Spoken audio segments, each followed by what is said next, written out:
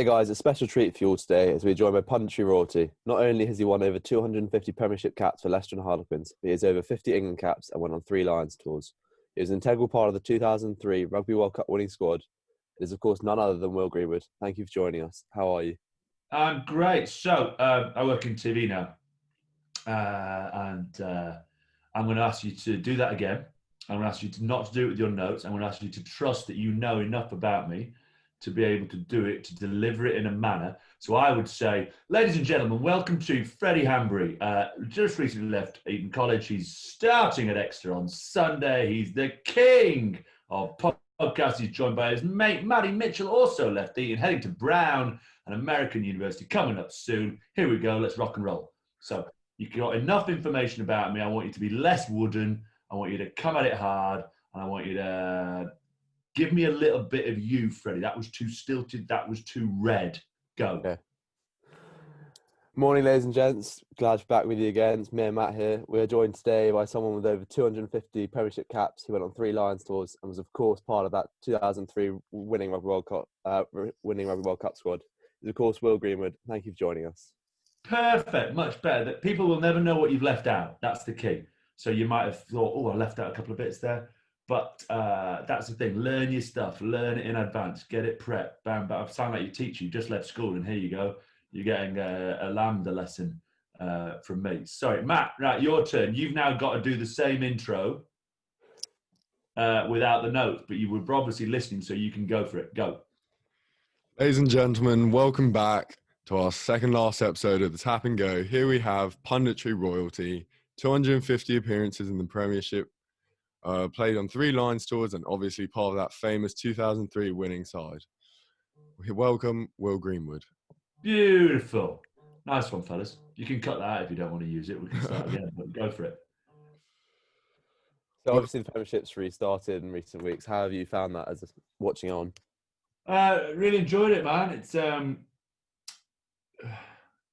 the Super Rugby HRO, the New Zealand stuff, was obviously special, which started 3 or 4 weeks in advance and had crowds. I know they've gone back into lockdown, and the North v South game last week wasn't.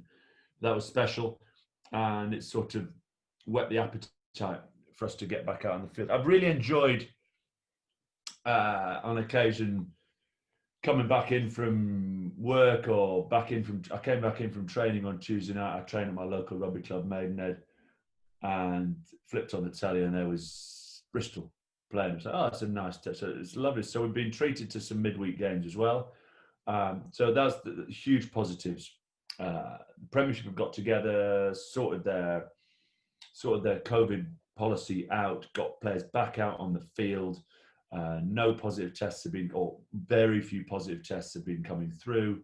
The content has been strong.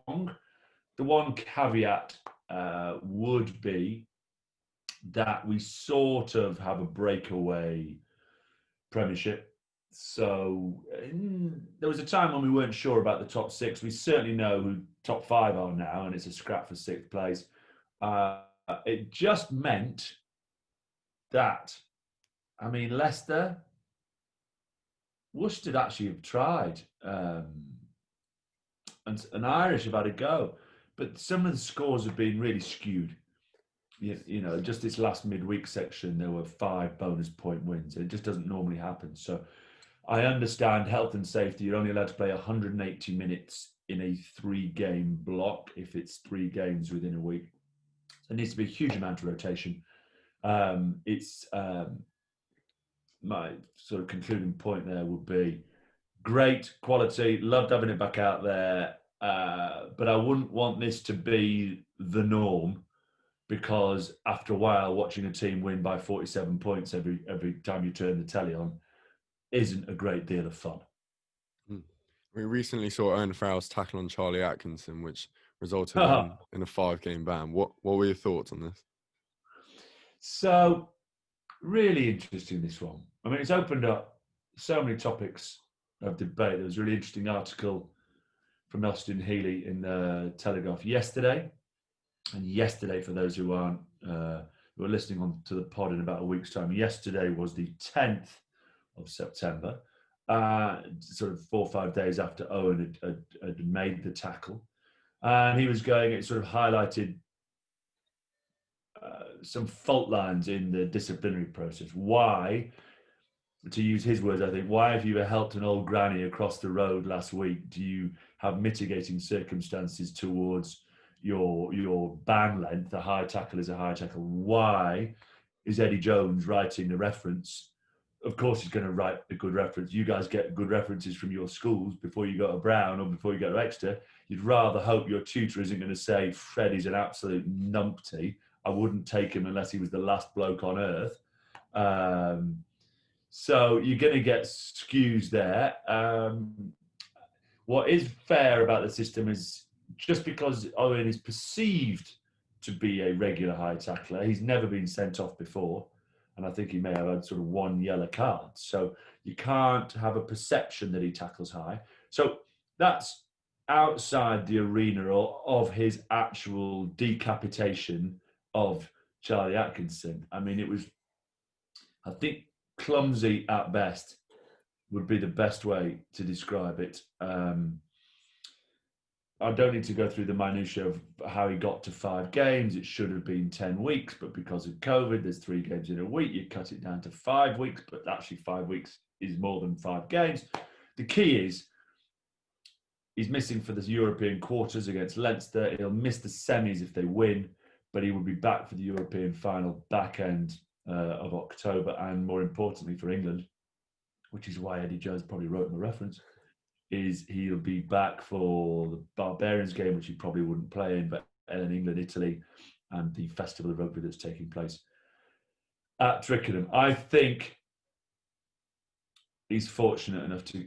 I think he's fortunate enough.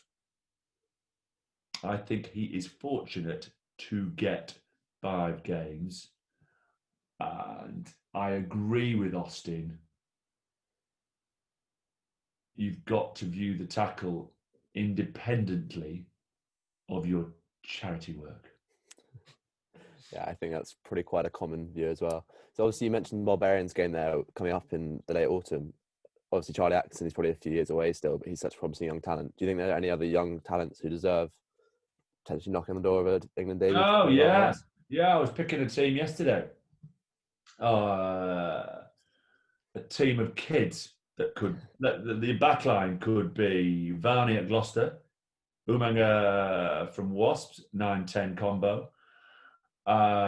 You could throw in Ben Loader, old Wellington boy at London Irish. You could have Cameron Redpath, Seb Ballad at 12. You have Ollie Lawrence at 13. You could throw in Josh Hodge at fullback. And I've forgotten my extra wing, my young kid of a wing.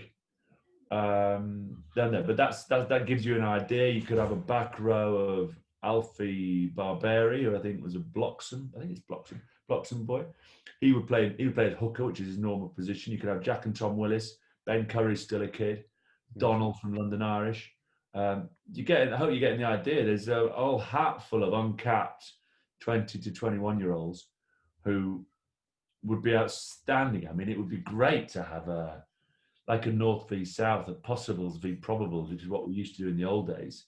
Or you could have an over 25s v under 25s and see how you get on. Where you struggle a little bit with that is props and second rows tend to mature a little bit later, tend to fill out, tend to get that farmer's strength with age and endurance, whereas the fast twitch fibers, the sprinters, come through a little faster. And I guess on that international front, England are at the pole position, the Six Nations at the moment. Can you see anyone sort of overtaking them? Yeah, so France beat us and then blew it late on. The brilliant Antoine Dupont kicked the ball off early thinking time was up. It wasn't. England got a penalty and kicked the bonus point. And at the time I said to a couple of mates, not many people listen to me when I'm talking about it. I said to a couple of mates, I said, that'll cost France the championship. And their inability to deny bonus points or gather bonus points. So when they went to Scotland and were awful and had that sending off, I think it was Mohamed Amous or Awas,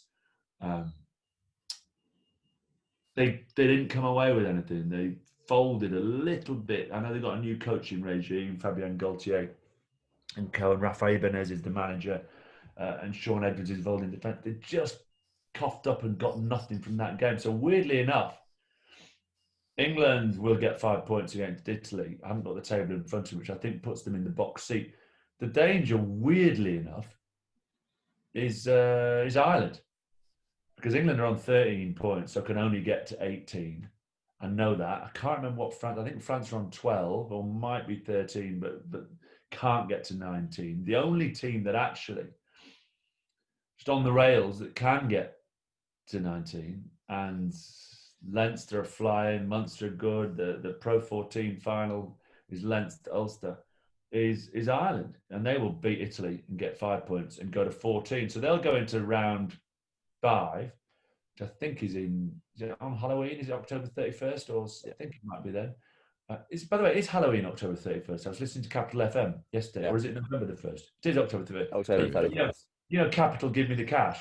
They normally give really, really easy questions. You've got to text in which month is Halloween in. And I was driving and I went, it's October. And then I went, oh no, wait a minute. Is it November? So anyway, I'm glad I came on the podcast. So Ireland go to France and actually go with the title they're driving the bus themselves, because they know no matter what England do, if they beat France with a bonus point in Paris, which you'd say 2 or 3 years ago was eminently doable, you'd say now with Rafa and Fabien and Sean and the team they've got, players like Dupont and hopefully Vakatawa will play. It was the young 10, Emil's boy, Roman. I love the captain, and I've forgotten his name, the back row forward. You'd say it's probably unlikely they will, which comes back to a very short answer, that England aren't in control of the Six Nations, but would probably be the bookies' favourites. And then looking forward to the Rugby World Cup in 2023 as well. Do you think there's any particular positions or areas of weakness in England's squad which they need to fill out for 2023? Yeah, I mean, I think it's less about positions and more about skill set. If you watch the North v South, I know a couple of my old mates. I was lucky enough to play in a team that beat New Zealand in New Zealand and beat New Zealand at home. In fact, I was looking to be in a team that beat everyone everywhere. But that's probably less to do with me and more to do with Martin Johnson, Johnny Wilkinson, Jason Robinson. I was a very good water boy and a very good card player and entertained. Anyway, so what was I talking about? Skill set you watch in the North-South and their ability to go down a 5, 10, 15 metre channel without being too technical. And numbers 1, 2, 3, 4, 5, pick it up off their toes, basketball pass, over the toe, alley-oops, round the backs. I'm exaggerating slightly, but some of their front 5 could play in the centres. England at times, if you remove Mako, Jamie George, Cowan-Dickie, he's uber powerful. He's scoring a hat full of tries. I've not got him as a baller. He's tough. And then Ellis Genge, Sinclair plays. Yeah. So I'm just going to say, you could end up on the field at one stage with 5 lads in your front 5 who don't really play, which is sort of what happened in the World Cup final. Once Sinclair went off, you ended up, and Mako went off. So when you were chasing the game, you had a front 5 that when you weren't able to smash the door in, which is England's preferred modus operandi, just dominate the game line and then off it you play. That's why we beat New Zealand in the semi-final. Just absolutely duff a team up and then play out the back from there, which is great. If you stop England on the game line, their biggest Achilles heel is what is plan B or C. And it's what you would say would be South Africa's problem, but their plan A was so bloody good, they smothered us. And then Mapimpi and Am and Cheslin really just finished it off. Vermeulen and co crushed us, and the supercharged Flyers made the scoreline look pretty. Makes sense. So yeah, so would you say that sort of this one-dimensional aspect is really what made England? Yeah, so I think so. Matt, I would say that's very harsh as an Eton lad who's going to Brown, who's got a very balanced view on things. I don't quite think I said England were one-dimensional. I think I would like to say that was those were Matt Mitchell's words, who would like to tell Eddie Jones that he thinks England are one-dimensional. I think to be the very best in the world and to go into France 2023 as the favourites, they have to show a little more. I think if you had the top trump card, do you kids play top trumps? When we were kids, not anymore. Yeah, but I just played top trumps last night with my 11-year-old. And so if you were looking at superpowers and you said strength, England, man, they'd be 95. I mean, you might have Springboks at 96.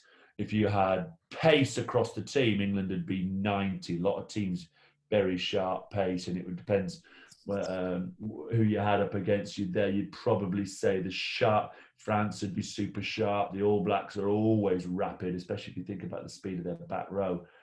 And then if you went, let's call the other superpower handling ability.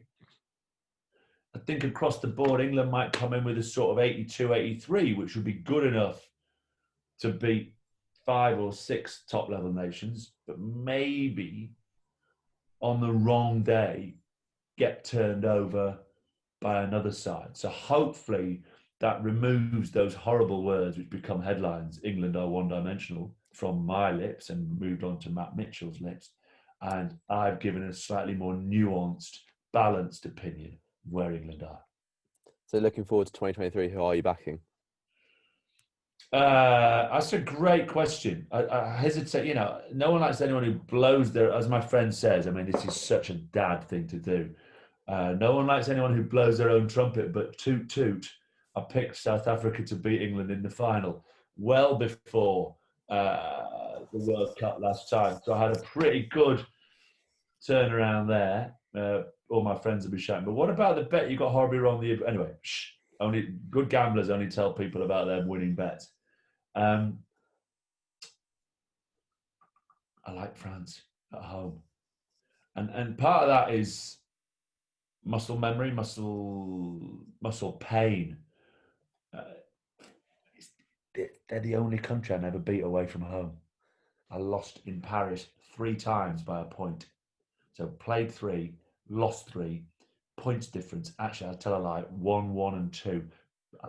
Points difference, -4 over 3 games, and I've lost all 3 of them. So I know how difficult. They went through a patch then post 05-06 where they couldn't beat an egg in Paris, never mind beat a rugby team. And anyone could beat them in Paris. I think they're getting back to that stage now where they'll be lethal. If Teddy Thomas behaves himself and stays out on the park, and you've got him and Vakatawa. I mentioned the guys Dupont. I think they've got a front 5 who handle well. I'm really looking forward to the quarterfinal between Clermont and Racing 92. Toulouse aren't even. Yes, Toulouse are at home to Ulster. They've got 3 French teams. I think there'd be a reasonable hedge now away from your obvious New Zealand bet that most people would go down because they just produce extraordinary teams every year. Are there any sort of underdog teams that you think could put pressure on France that we wouldn't expect at this moment? Well, it's one of those things where, the obvious one for me is eventually, surely Ireland are going to get past the quarterfinal. It's unbelievable to think the World Cup started in 1987. They've had, superstar players, haven't they? Maybe not in the early 90s. Yeah, 90s. The Lions in 97 had Keith Wood, Paul Wallace, Jeremy Davidson, Eric Miller. There was a hatful of the pack that beat the world champions in 90s. So, and then Brian's group with Paul O'Connell, just '07 for France was just a bad time for them. Nearly got beaten by Georgia in Bordeaux. I was at that game. Just really struggled. The 1-0 Roux is 11 when they got beat by Wales in the quarterfinal. So I sort of feel Ireland at some stage will do something. If you think how good Lancaster and Leo Cullen are doing with Leinster, other than that, the reality is England have won it once, and 3 other nations have won it. The rest of them, and Australia, I don't think are going to do it again. So it's tough to look beyond New Zealand and South Africa. But if push comes to shove, I think no question England, no question France would be in the mix. And my obvious 4 semi-finalists picking it now would be France, England, South Africa, New Zealand. Which means Ireland haven't done it again, which is an extraordinary thing. I'm on my Tom Curry shake, by the way. I'm not quite. He has 6 eggs. Well, that's quite. I go with 2. I can't do 6. I'm too old to have 6 eggs. I'm not Rocky. And obviously, one position which England probably needs to be looking towards the future for is Ben Youngs won't make it to 2023 is scrum half. Who can you see taking the 9 shirt? I was interested that Eddie only took 2 scrum halves to the World Cup. It worked all right. Willie Hines was the second choice one. If you're watching now and you're seeing Faf, de Klerk, TJ Perinara, less so Aaron Smith, certainly Tomas Williams or Gareth Davis of Wales. You're looking at Cooney of Ulster, who may push Conor Murray close to Ireland, Antoine Dupont. Okay, I'll ask you the rugby question. What am I naming there? Quick scrum halves, people were sniping around. Yeah, runners, sharp.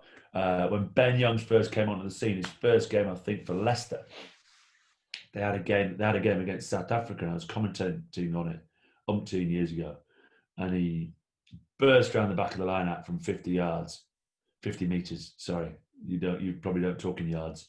50 meters and gassed everyone, and has had a real gas. He's changed his game a little bit more. He's more of a kicker, controller, sits in the chariot, rides the chariot, which is that massive English pack.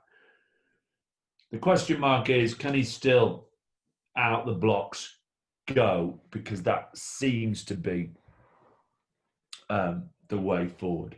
So he's going to come under pressure, especially the way Leicester are playing. I mean, it's difficult to know you can pick him for this.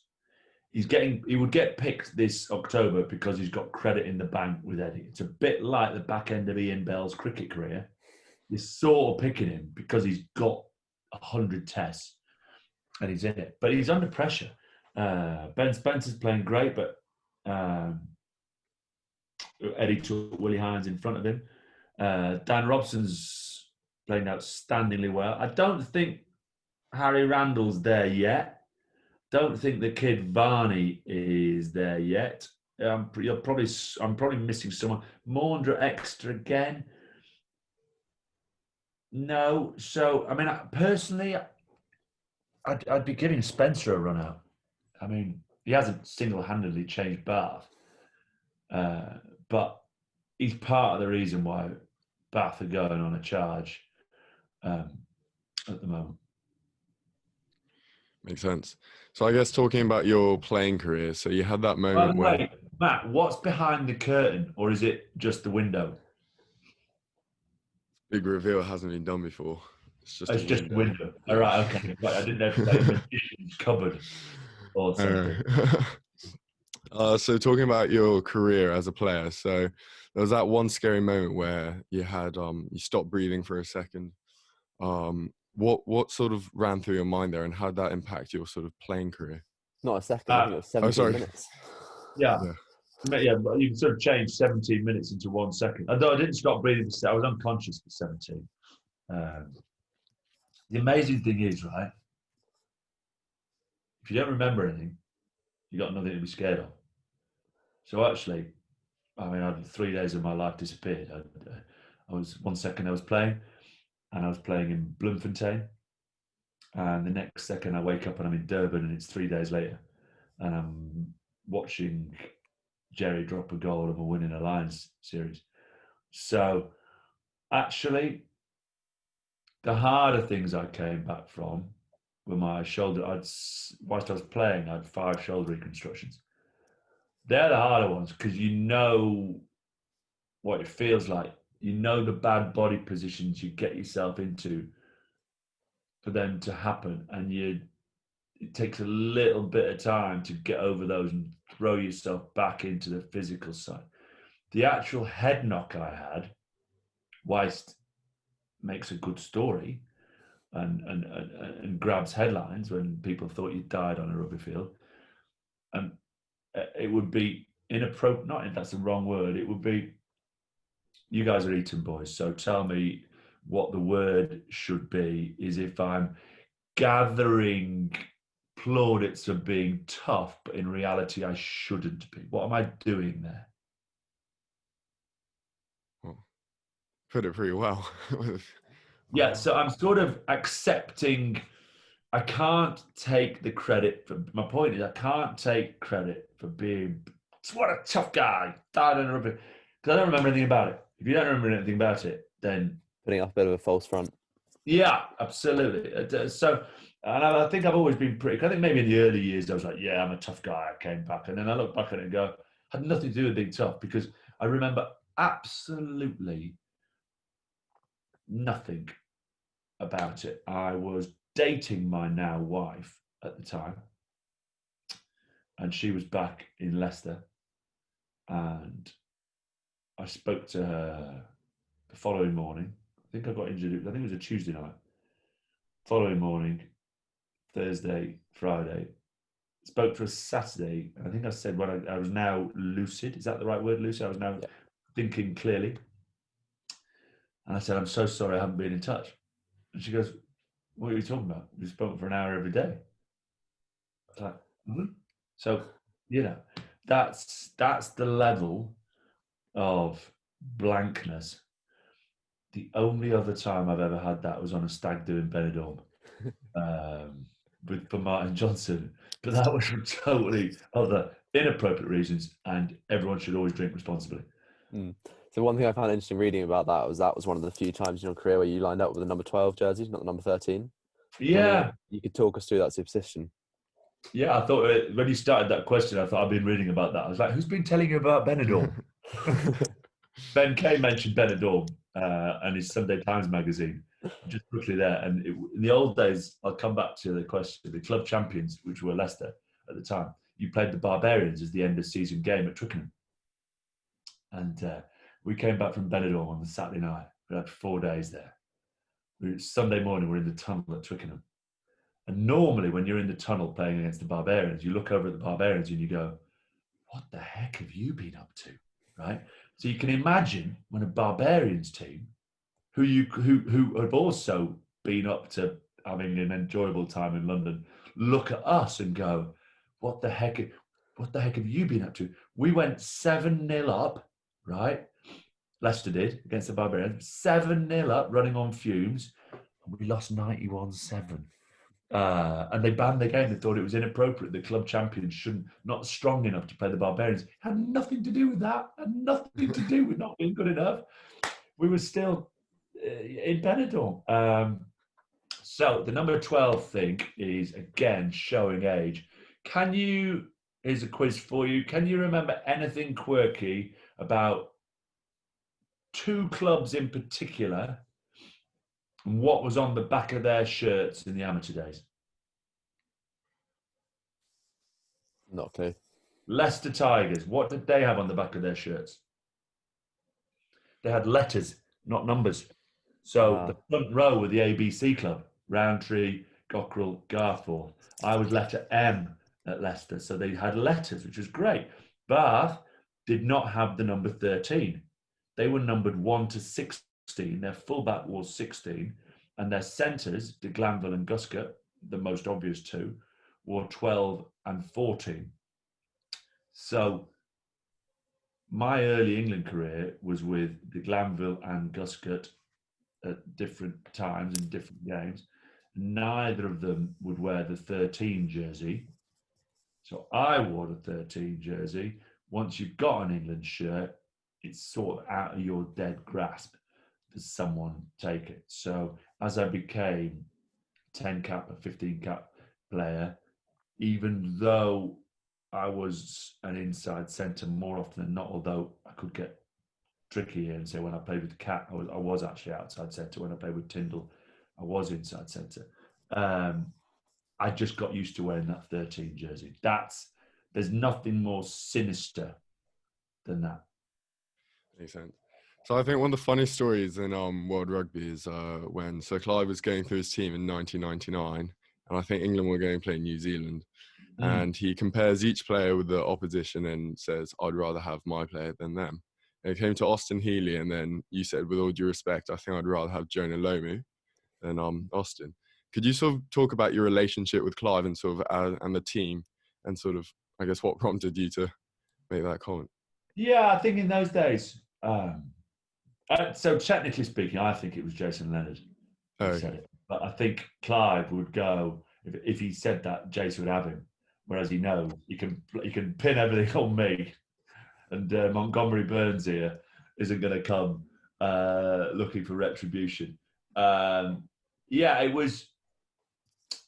I think it sort of showed really that story. It showed the evolution of that side, that in a joking fashion, but every sort of, sarcasm is the lowest form of wit. In every throwaway line, there might be a subcontext, which suggests at this stage, I mean, even 30 years later, we'd still swap Austin for Jonah, by the way. I mean, I love Oz.